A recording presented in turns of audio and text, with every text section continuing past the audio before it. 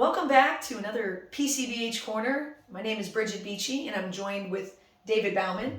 And we have, I think, a really fun topic. I'm actually kind of nervous about it. It's addressing complexity in primary care behavioral health, and kind of going along with that is addressing some myths that we see come up, and one of those being the myth of the mild to moderate problems in primary care. Yeah, and I really want to express my appreciation for people that have reached out and said to do a PCBH Corner on this, because it is a big topic and an important one. And I think starting with where you were at, that primary care is this mild to moderate. And I really, it's interesting when I see that come across job descriptions, my grace and compassion for people that have that in their job descriptions. I wouldn't have that in the job descriptions. Because I don't know if it's like our ability to try to like hook people into the job that it's going to be like, oh, this is going to be an easy job, it'll be mild to moderate, so it gets more. I don't know why we put that in there. I'm sure there's some deep history about it. And I was reading some medical journals, and they also allude, they say, yeah, for problems that are mild to moderate in nature, which is good to be treated in the primary care setting. Interesting. Which that makes sense, because you would think that if you had mild to moderate depression, of course you would come into the primary care setting and that would be enough. You wouldn't necessarily have to be escalated to, right? However, what actually happens in reality, we should have actually had a primary care provider for this and just brought them in cold and just been like, okay, so in a typical day, what percentage of your patients have mild and moderate problems? And maybe it is a response. Maybe that's a really good point, and that would be good to know the lineage of this. Maybe that was the way it was intended to be, but we just know access is a big thing for a lot of different things, and people just have this comfort with the provider that they see for their entire life, right? So of course they're going to come to them, not only for the mild to moderate, but for everything in between and beyond. And maybe the majority are mild to moderate. Right. But to act like that's what primary care is at baseline, and maybe the question should be, how many days do you not have something severe come up? Because maybe, on the regular, mild to moderate, and I think that if we did a breakdown of our BHC visits, we're going to probably forget about the mild to moderate 100%. and remember 100%. the very complex. But this whole idea that, and you can see it play out. So you have your job description, right? You worked maybe in a different setting. You don't know a lot about primary care. You're a BHC, you come in, you're fully ready, you're equipped with your behavior activation, and you're like, all right, I'm good. And you start seeing mild to moderate things that are popping up. And then something more severe pops up, and you think, okay, well, I'm going to do what I was told. I'm going to make a referral. That person does not go, like we know the statistics largely support, and then they're back on their schedule. Oh, okay, well then I guess we got to do something. Yeah. And then something else pops up, and we ask, well, have you talked to a therapist about this? Have you sought any treatment? No, this is the first time I'm telling anybody. And then over the course of 1, 2, 3, 4 years, 8 years in our case as a BHC, or maybe even 9 years, I don't know what we're up to right now. It's just par for the course. There is no expectation when I go into clinic that what I'm going to be addressing is mild to moderate. Well, and I think that's the first part of this conversation, is just having that, I don't know if it's embracing it or that awareness or whatever it is, that it's just false to say that primary care is going to deal with mild to moderate. Regardless, only mild to moderate. Only mild to moderate. Regardless if you're in a community health center or regardless if you're in a private system, it is not going to be only be mild. Maybe if you're not asking some questions and come off and this so line. This is, I think, the other point about this. I also think there's a falsality of us assuming what mild to moderate means, right? So if something gets referred like smoking cessation, right?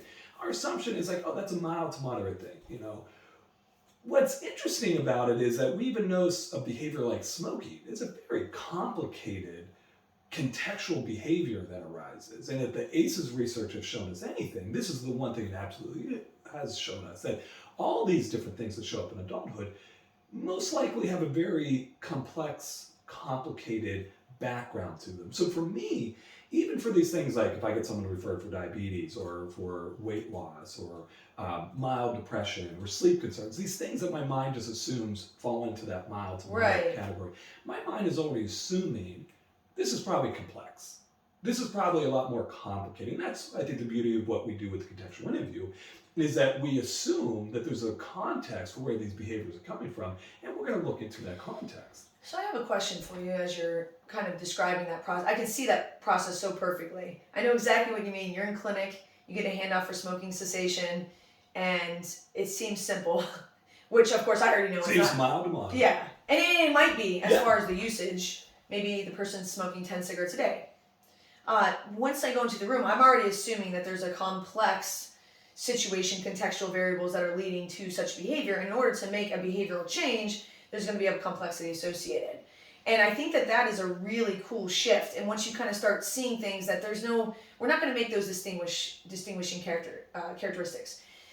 And when you go into the room, and maybe it's something that's a little bit more loud with complex, such as multiple intense traumas that you know that the person has maybe just disclosed to their PCP, or maybe within 3-4 minutes of the contextual interview, they disclose to you some pretty intense sexual assaults, adverse childhood experiences, maybe a very intense domestic violence or interpersonal violence situation. Does your brain treat that complex situation any different than it does maybe this mild to moderate and smoking cessation that comes through? Well, I know you already know what my mind's going to Well, say. but the audience wants to know. So, no.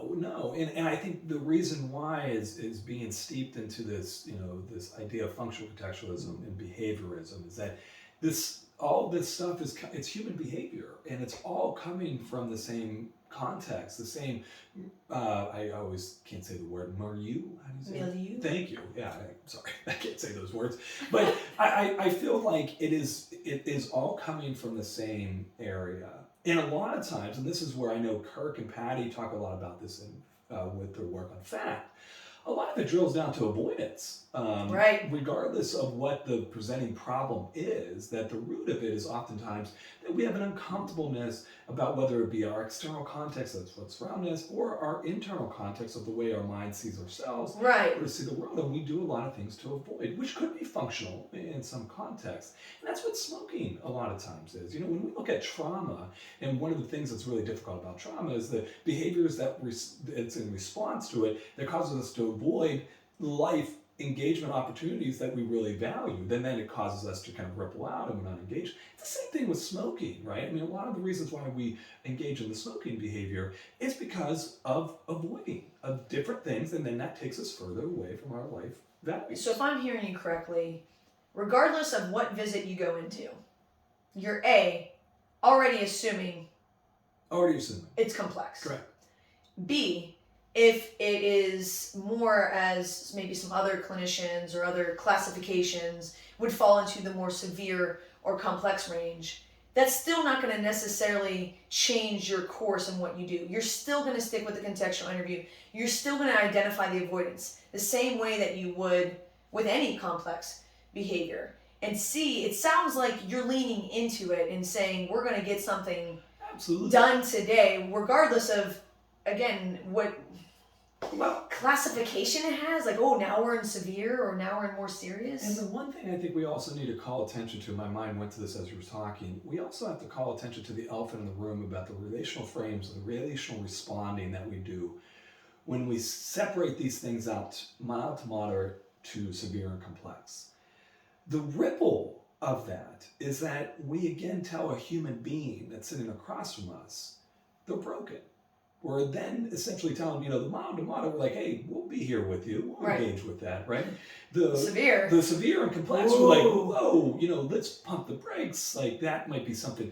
Inherent in that is reinforcing the very avoidance that we don't want to be reinforcing. Like, we, in a way, and again, I have a lot of grace and compassion for BHCs because this is difficult conversation. In a way, we're joining their avoidant behavior by having that conversation of saying, hey, we got to move this somewhere else. We can't hold this together right now.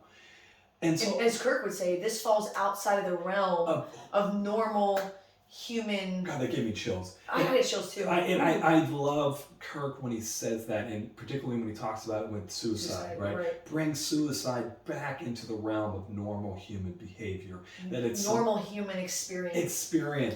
That's the thing. I mean, and if we started to look at these things, and that's where I think it is really important. I love how you kept re-emphasizing that, of walking into the room and assuming. And assumptions can be difficult at times. Assumptions can get us down wrong rabbit holes in a lot of ways. But I think this is one that's pretty functional. Assuming that whatever shows up, whatever the person discloses, is in the realm of normal human experience. And it's not something we have to push away. It's not something we have to hide from. And this also goes along pretty well with what we know about primary care, that it's not mild to moderate. That's the thing that's really interesting about this conversation, is that the reality is primary care is not mild to moderate. So we need to remove that from job descriptions. We just need to stop saying that either way. And so if it's not mild to moderate, we can't just keep putting our head in the sand. We can't just keep saying like, oh, we're just not going to address these things, or these things are outside of what is normal. Yeah. So if you're not sure whether or not something should be addressed in primary care, you have to ask yourself, what messaging does that have towards the patient? And what messaging does that mean as far as the what's outside of the realm of the human experience? And my mind always goes to this conversation because I know we rumble a lot with people about this conversation. And this is not to say in any way, shape, or form, if someone is requesting a referral to specialty mental health, or I hate that we even have to say all this. I know. This is like a... I do too. I can't Of course we don't mean that. I know, but that's where, it's always fun, as people probably think about, sometimes you do a video and you're like, oh, that was really great. And then people will respond, it's like, well, what about this? It's like, well, of course